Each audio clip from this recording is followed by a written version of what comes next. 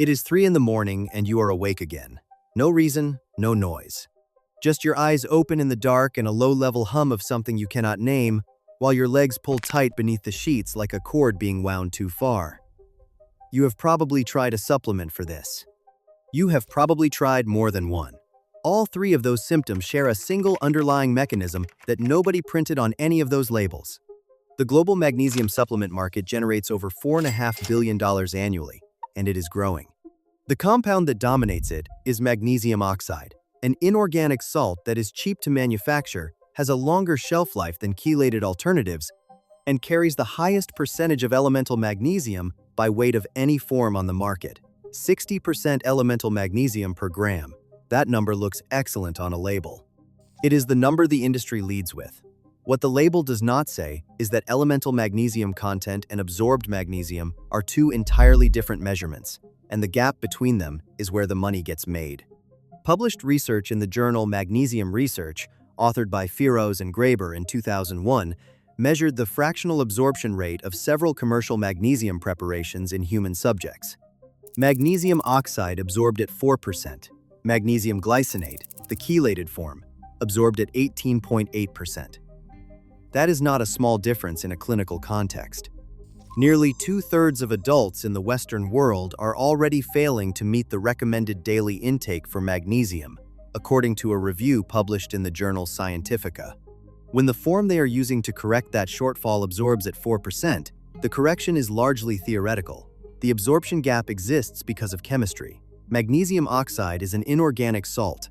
When it reaches the gut, it must dissolve into water before the intestinal wall can do anything with it, and it dissolves poorly. The body struggles to break it down before it passes through. Magnesium glycinate works differently. The magnesium is bound to glycine, an amino acid the body already has a dedicated transport mechanism for. The intestine does not need to dissolve the compound. It recognizes the glycine carrier and moves the whole structure across the gut wall intact. The mineral arrives where it needs to go because it arrived with something the body already knew how to handle. The clinical evidence for glycinate specifically improved over the past decade. A randomized, double-blind, placebo-controlled trial published in the journal Nature and Science of Sleep in August 2025, conducted by researchers at Leibniz University Hanover, enrolled 155 adults with self-reported poor sleep quality.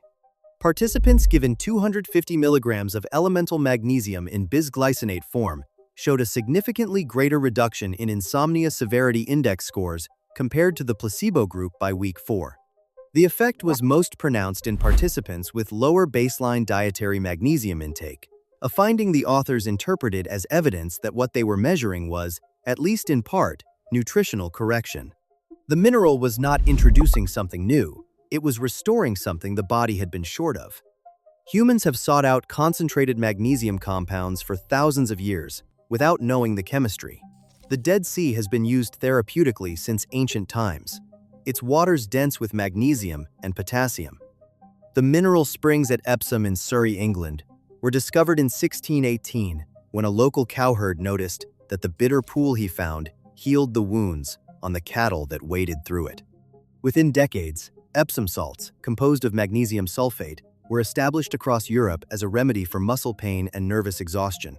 The knowledge that this mineral does something useful for the body predates the supplement industry by several centuries. The industry did not discover magnesium. It packaged it. It packaged it in the cheapest available form.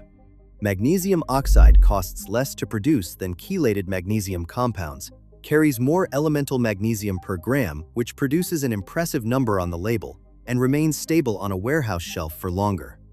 These are rational manufacturing decisions.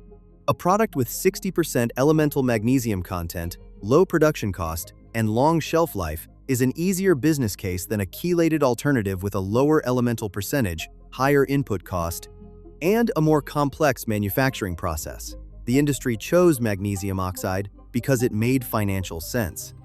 The consequence of that choice is a supplement category where the dominant product delivers a fraction of the mineral the label implies. If you are finding this useful, subscribe. I cover supplement consumer intelligence every week. Now, here is what to actually buy. The specific form is magnesium glycinate, or magnesium bisglycinate. not magnesium oxide. Not magnesium citrate if your goal is sleep, because citrate has a mild laxative effect at therapeutic doses that glycinate does not. Not magnesium malate, which is better suited to daytime energy and muscle recovery than to sleep.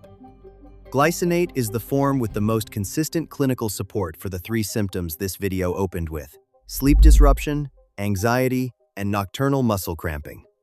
The research-supported dose for sleep and anxiety is 200 to 400 milligrams of elemental magnesium per day from a glycinate source. For sleep specifically, take it 30 to 60 minutes before bed. Not with a large meal, which can slow absorption, but not on a completely empty stomach if your digestion is sensitive. Doctor's Best High Absorption Magnesium. Glycinate. Lysinate is the verified low-cost option with consistent availability. A 240-tablet bottle, providing 200 milligrams of elemental magnesium per serving, retails at approximately $17 to $19 on Amazon as of mid-2026. That is under 32 cents per serving. A standard magnesium oxide bottle at comparable tablet count costs roughly the same or slightly less.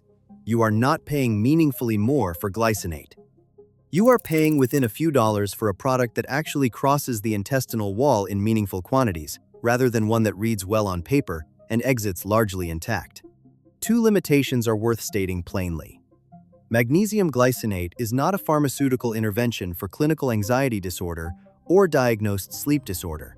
If your anxiety or insomnia has a primary psychiatric or physiological cause, supplementation alone will not resolve it. What glycinate corrects is a mineral deficiency that may be amplifying those symptoms. It addresses a nutritional gap. That is a meaningful contribution to a real problem, but it is not a drug and should not be positioned as one. Second, results are not immediate. The body's intracellular magnesium stores replenish gradually over 2 to 4 weeks of consistent use. If you take it for 4 nights and notice nothing, that is not failure. That is the expected timeline. Consistency across a month is the actual test.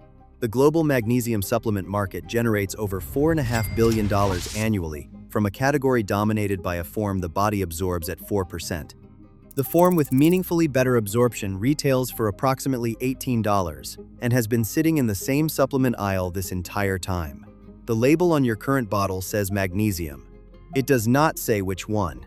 Now you know the difference. So if this helped you, hit like and subscribe, because I will be back very soon with more simple health upgrades, hidden kitchen fixes, old school remedies, and small daily habits that can change the way your body feels without wasting money on things you never needed.